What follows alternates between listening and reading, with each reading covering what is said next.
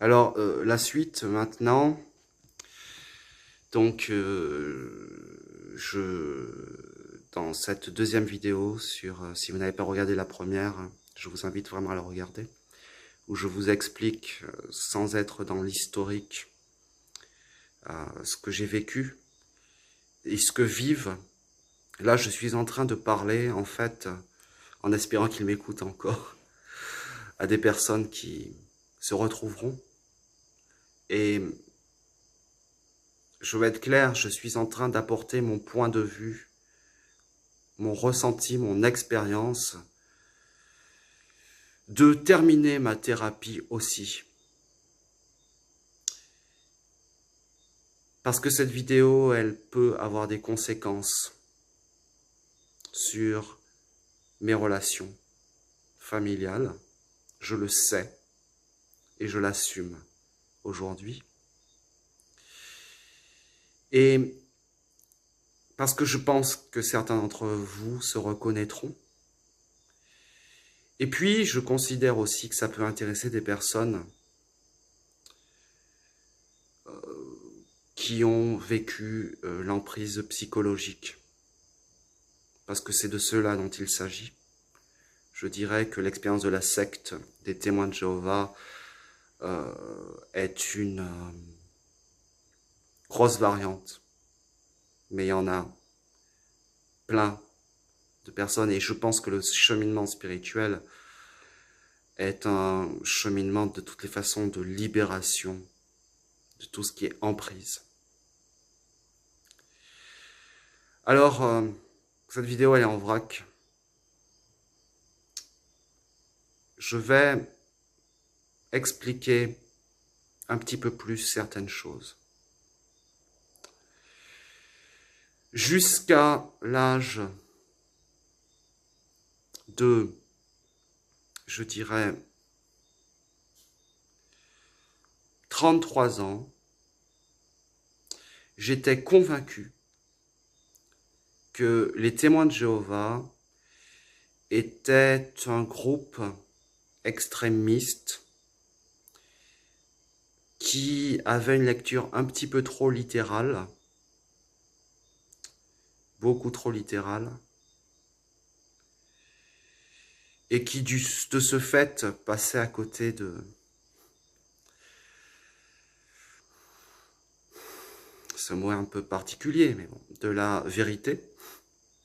Même si, entre parenthèses, quand un témoin de Jéhovah veut demander à un autre depuis quand il est témoin de Jéhovah, il lui demande depuis quand es-tu dans la vérité?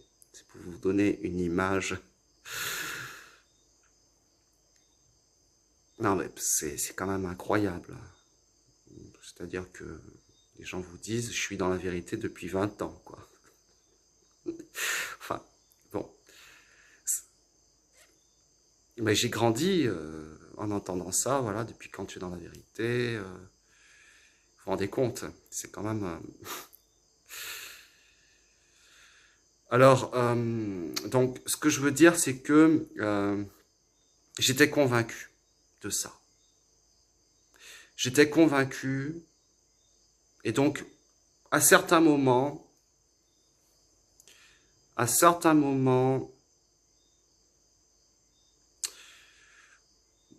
plutôt, ouais, ça n'a pas duré longtemps, cette phase quand même, mais je pouvais me dire, bon,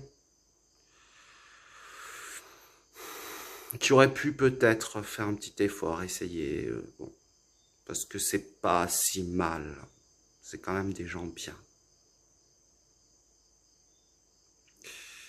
Je n'ai pas eu d'expérience où j'ai, parce que bon, je crois que je répète beaucoup ça, mais j'étais dans un état de dissociation tel que je ne pouvais pas voir non plus. D'accord? Mais je n'ai pas eu, contrairement à certains, de ressenti, de vécu, où je me suis dit non, quand même, il y a quand même de gros hypocrites qui jouent double jeu. Mis à part des jeunes comme moi-même qui faisaient des bêtises à l'école, ou moi c'était carrément impossible d'avoir vraiment une double vie. Mais bon, à l'école, j'étais pas... Bon, je me lâchais, quoi. Bon,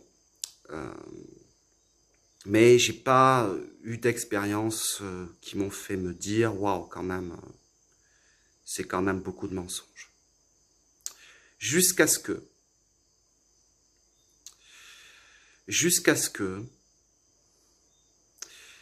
par hasard, il n'y a pas de hasard, j'aille voir une psychologue sophrologue,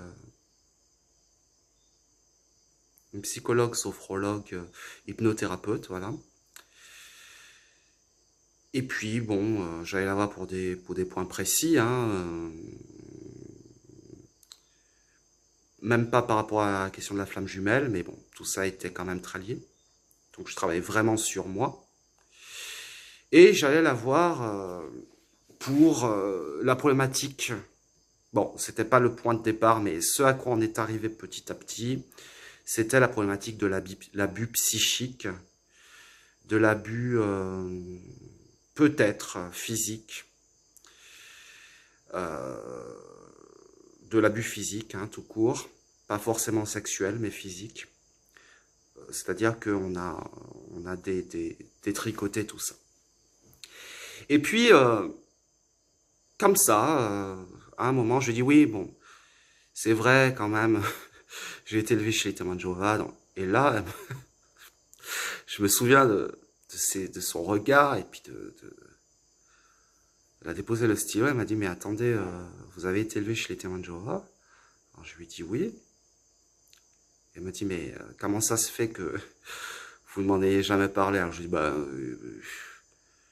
c'est du passé, j'ai dépassé tout ça, voilà, j'ai vraiment beaucoup travaillé sur moi, et pour moi, c'est pas très important.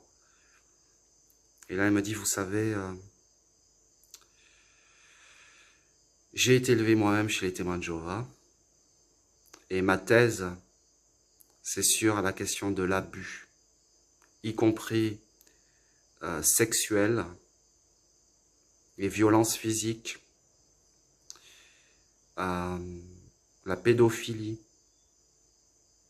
J'ai 100 pages de témoignages d'anciens, enfin d'enfants d'anciens, de victimes. Et c'est l'objet de ma thèse. Et elle me dit, je peux vous dire que en tant que personne empathique, et que par rapport à votre sensibilité, vous avez absorbé un climat d'abus et de mensonges. Bien sûr, c'est pas tous les gens, voilà, mais vous avez été élevé dans un mensonge. Et le fait même que vous minimisiez ça, bien ça montre que vous avez travaillé sur vous, mais le plus gros reste à faire. Et là, j'ai été donc sur Internet pour la première fois faire des recherches. Et j'ai découvert des choses que vous irez regarder vous-même. Ça ne m'avait pas traversé l'esprit parce que j'étais focalisé sur autre chose, sur mon évolution. Et puis évidemment, enfin j'avais fait table rase de tout ça, mais je crois aussi que j'étais quand même bien impacté, malgré tout, par le fait que il nous était interdit de faire des recherches. Alors moi quand j'étais enfant, il n'y avait pas encore Internet et tout ça, donc c'était quand il y avait des émissions à la télé, on me disait ne pas écouter les émissions, hein, il y avait vraiment interdiction d'écouter les apostats, c'est-à-dire ceux qui démentent et racontent bon pour eux, hein, des mensonges. Hein, c'est la pire chose que d'être quelqu'un comme moi là aujourd'hui qui exprime les choses clairement. Donc, j'avais pas été chercher. Et là, j'ai vu un système régi par l'argent. Quand j'étais enfant, l'ONU était présentée comme, je veux dire, la pire chose par rapport à une exégèse du dernier livre de l'Apocalypse, qu'ils appellent la Révélation, ce qui est le vrai mot d'ailleurs, hein, Apocalypse ça veut dire Révélation. Et l'ONU était présentée comme vraiment l'instrument de Satan, quoi, je veux dire. Et là, je fouille et je vois que les témoins de Jéhovah, le siège a été actionnaire. Et puis dernièrement, il y a une amie qui m'a envoyé un propos, enfin un article, où les témoins de Jéhovah qui sont très covidistes, hein, alors là vraiment, on ne peut pas remettre en cause quoi que ce soit, évidemment, hein, puisque comme c'est la peur, c'est les signes de la fin des temps, les épidémies, tout ça, c'est très sérieux. Et qui on cite pour dire que c'est du sérieux, hein, et que vraiment toute tentation de libre pensée complotiste n'est pas bienvenue, ben on cite l'ONU, qui exprime les choses, le directeur de l'ONU, qui devient, entre-temps, genre j'ai remarqué, c'est devenu donc une référence. Des cas de viol, de plaintes, de pédophilie, là j'ai regardé des heures pour réellement comprendre. Et figurez-vous qu'alors que j'étais dans un avion pour rentrer en Martinique, voir ma mère, je tombe sur un ami d'enfance, témoin de Jéhovah. Il l'était encore, bon, quand j'ai vu, je ne savais pas. L'avion était rempli, mais rempli. Je me suis levé dans l'avion, comme j'aime faire, j'aime me promener dans l'avion au bout d'un moment. Bon, et là, je tombe nez à nez. Enfin non, pas nez à nez, mais enfin bon, il était assis dans un couloir. Et je peux vous dire que j'ai vérifié après. Il y avait une place de libre dans l'avion, eh ben, cette place, elle était à côté de lui.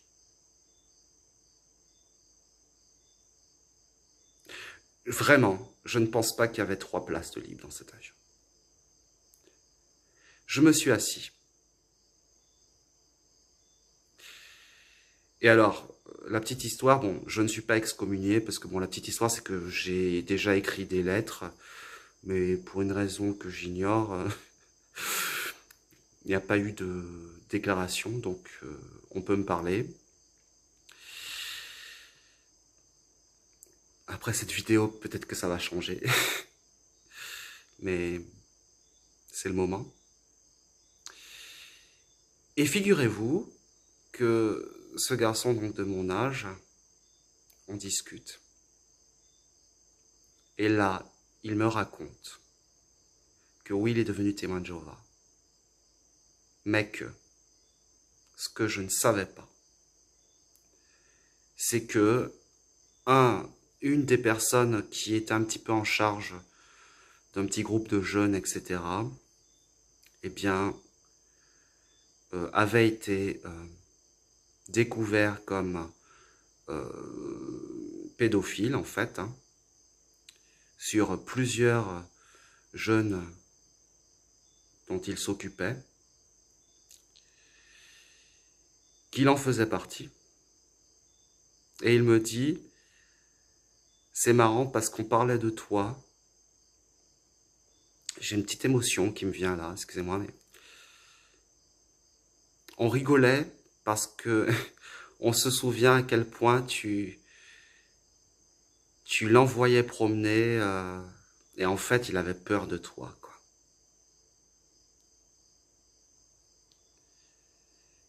Parce que tu étais le seul en fait à avoir un comportement alors, voilà. Donc en fait il y a l'autre, il a bien compris que ça passerait pas. Parce qu'en fait, avec le recul, j'ai bien compris, c'était tout un cheminement psychologique, ce qu'on appelle ancien, qui était assez jeune, met en place. Et comme moi, j'étais...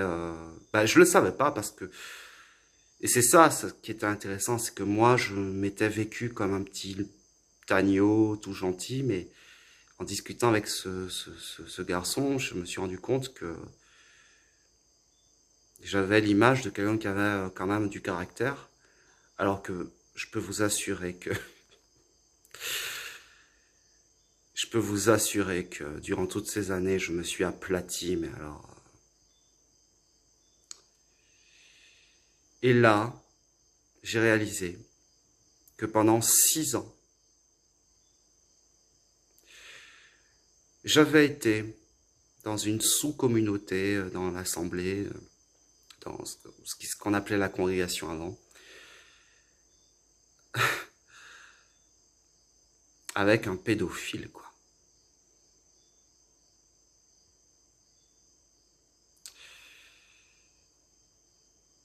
Sur lequel j'avais personnellement projeté énormément de choses. En termes de figure paternelle. Et je me souviens que je ne comprenais pas pourquoi je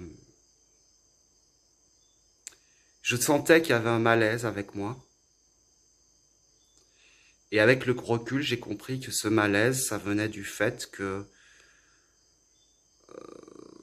j'étais pas influençable.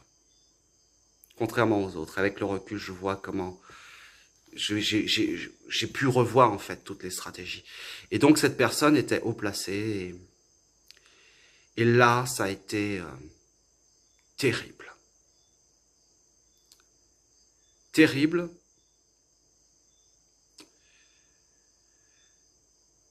Juste, rien que ça, de me rendre compte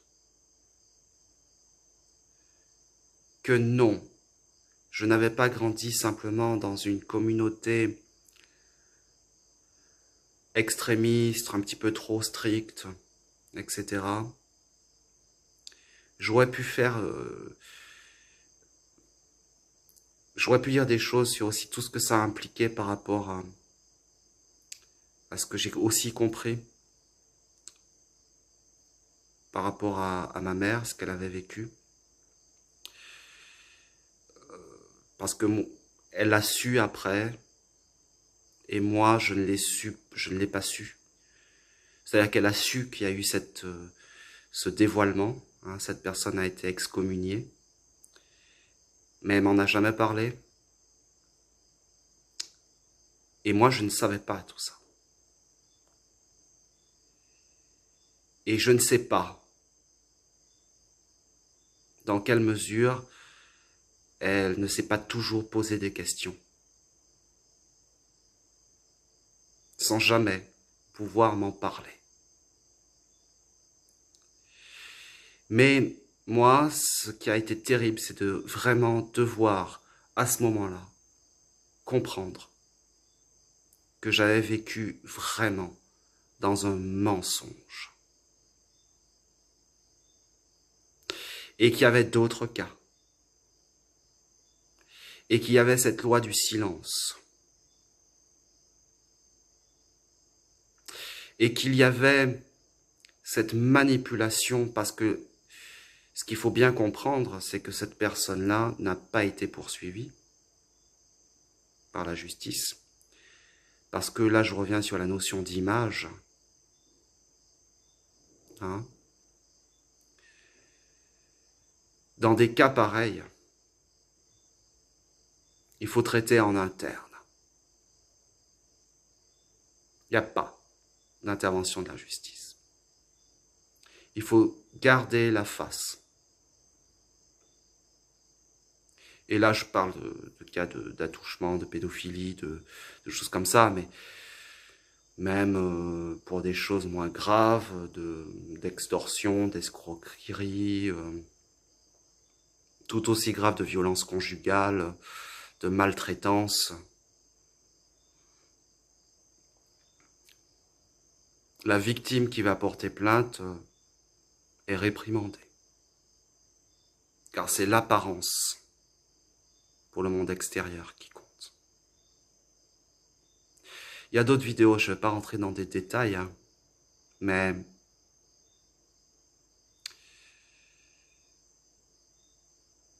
c'est très violent de réaliser ça.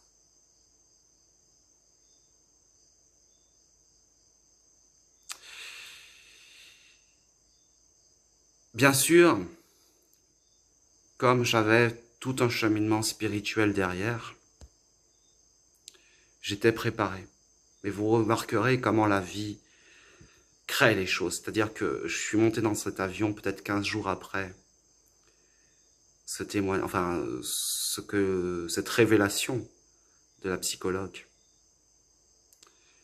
15 jours après, j'étais dans cet avion et je tombais sur cette personne qui me donnait le summum, quoi.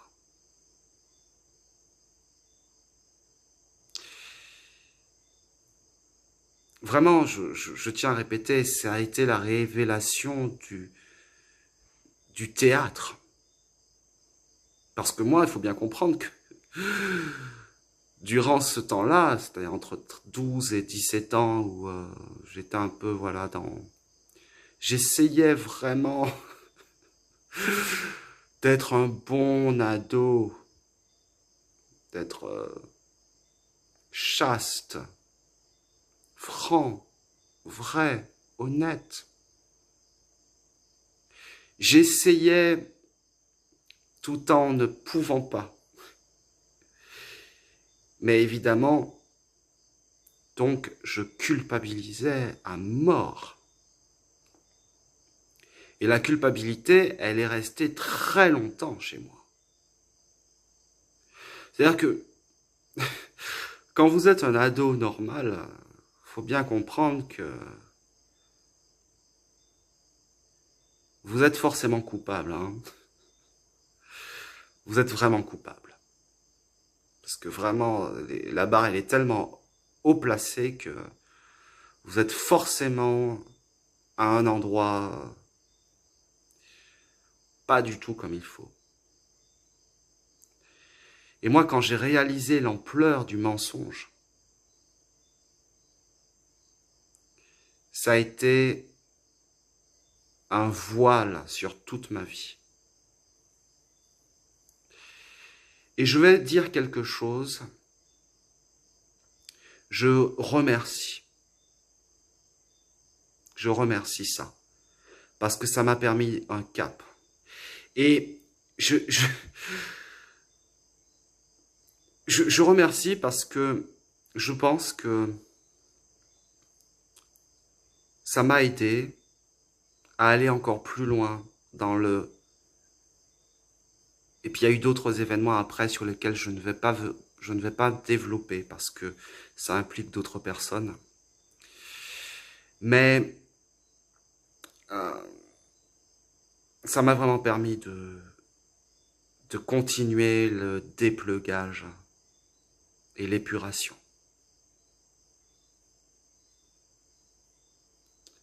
Jusqu'au bout.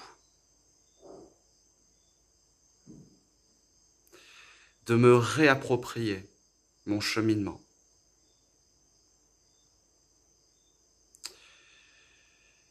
Et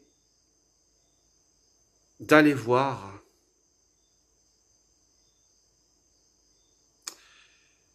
consciemment que j'avais dans cette vie expérimenté réellement le karma de l'imposture religieuse et que c'était pas du tout la première fois. Et ceux qui me regardent en tant que flamme jumelle, c'était très important. Parce que je ne sais pas si vous vous souvenez, dans mes premières vidéos, j'ai beaucoup parlé des mémoires religieuses. Et la dimension religieuse et des sectes, etc., elle est assez importante dans mon duo. Je pense qu'il y a d'autres mémoires, bien sûr. Mais ça, tout ce qui est croyance, tout ce qui est interdit, tout ce qui est division, tout ce qui est peur du rejet, regard de l'autre, etc., ce sont les grands obstacles que j'ai eus, que nous avons encore. Et quelque part, ce cheminement de libération, d'épuration, là je dirais que en ce moment, du fait que je sois rentré sur mon île, et qu'il y a eu des événements, je suis encore en train de passer une phase de... Ah, le mot m'échappe, il venait... Et j'ai ce sentiment d'être en train d'extirper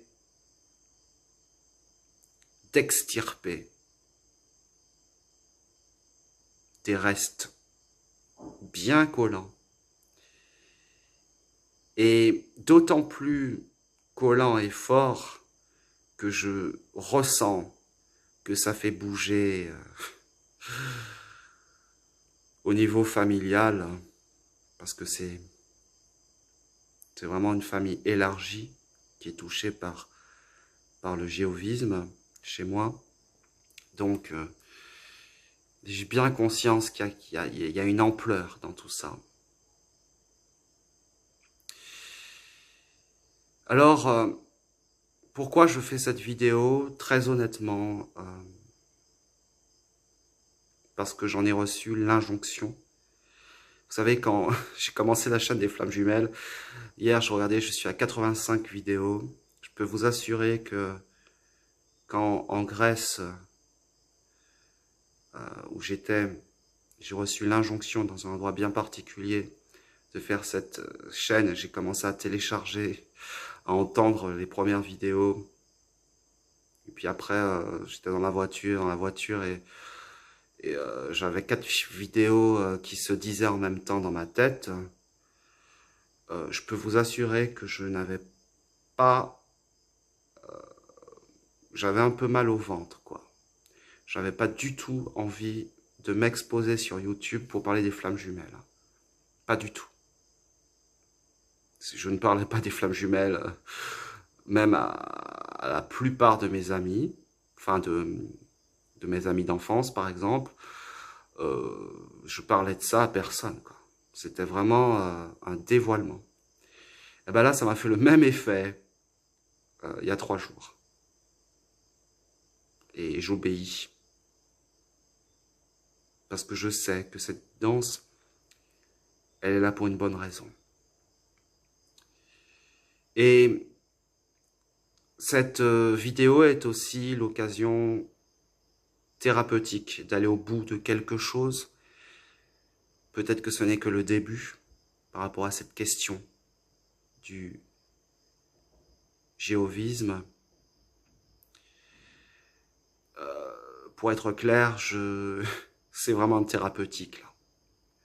De dire clairement, même si je ne dis pas tout, parce que j'ai pas envie d'être dans une narration par rapport à cette histoire de flamme jumelle non plus, j'ai pas envie de raconter ma vie. Là, j'ai quand même dit beaucoup. Ça continue à extirper et à dire clairement, à me positionner. Parce que là, avec tout ce que je suis en train de lâcher, je bascule du simple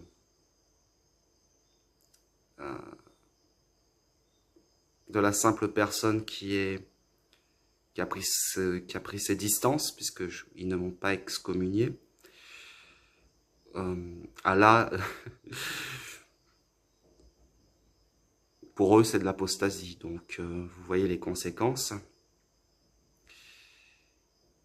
mais c'est très important.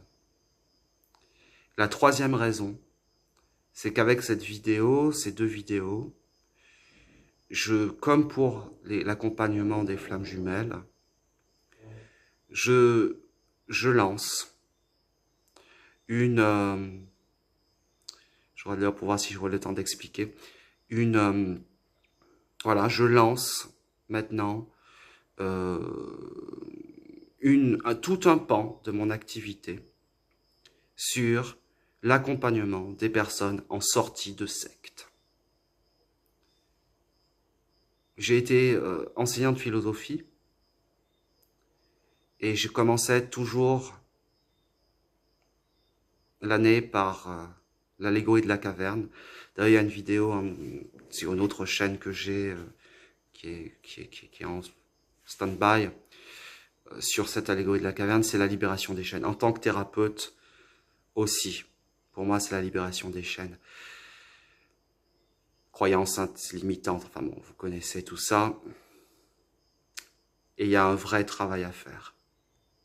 Alors, je connais pas toutes les sectes. Je connais pas tous les mouvements sectaires. Je connais bien le jéhovisme.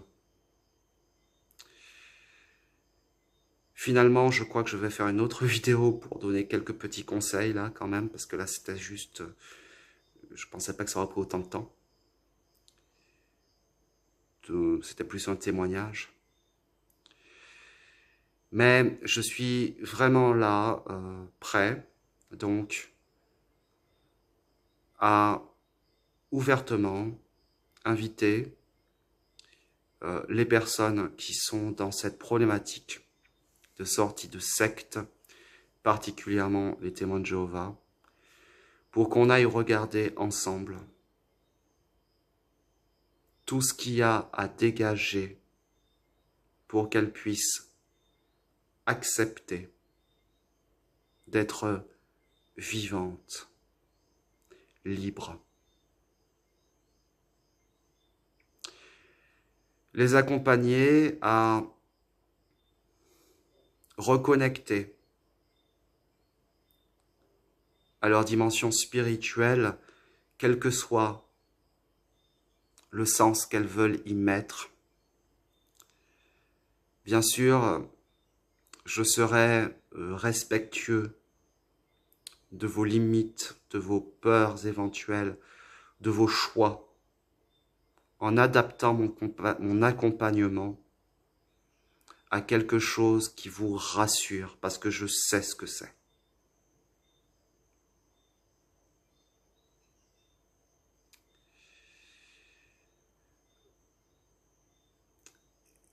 Et puis, donc je sais très bien que je ne vais pas forcément travailler avec vous comme je travaille avec d'autres, parce que ça va très certainement, peut-être pour certains d'entre vous, peut-être que d'autres ont, comme moi-même, dépassé certaines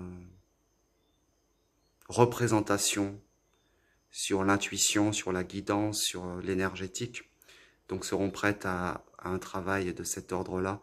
Pour d'autres, ça sera comme je peux faire dans certaines séances, aussi avec des personnes que je suis de façon rapprochée, une thérapie par la parole, par l'expression, par le dialogue. Parce que là, j'ai pas du tout prévu, mais bien évidemment, c'est des choses que je travaille, que j'ai continué encore de libérer ces dernières semaines. L'emprise de l'égrégore, l'emprise des non-dits, des restes de mémoire qui renvoient à des choses profondes. La paix, la pacification avec son histoire, mais la reconnaissance totale de ce que l'enfant a vécu. C'est finalement un suivi ou un type de séance qui ressemblera forcément à ce que j'ai fait, mais selon ce que je fais, mais selon des spécificités bien précises. Voilà.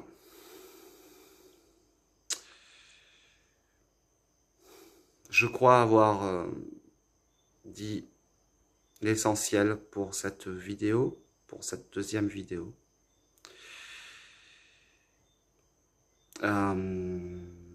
Voilà, je vérifie, mais de toute façon là, ça fait encore 35 minutes, ça va pas tarder à être trop long. Je vous remercie et je vous dis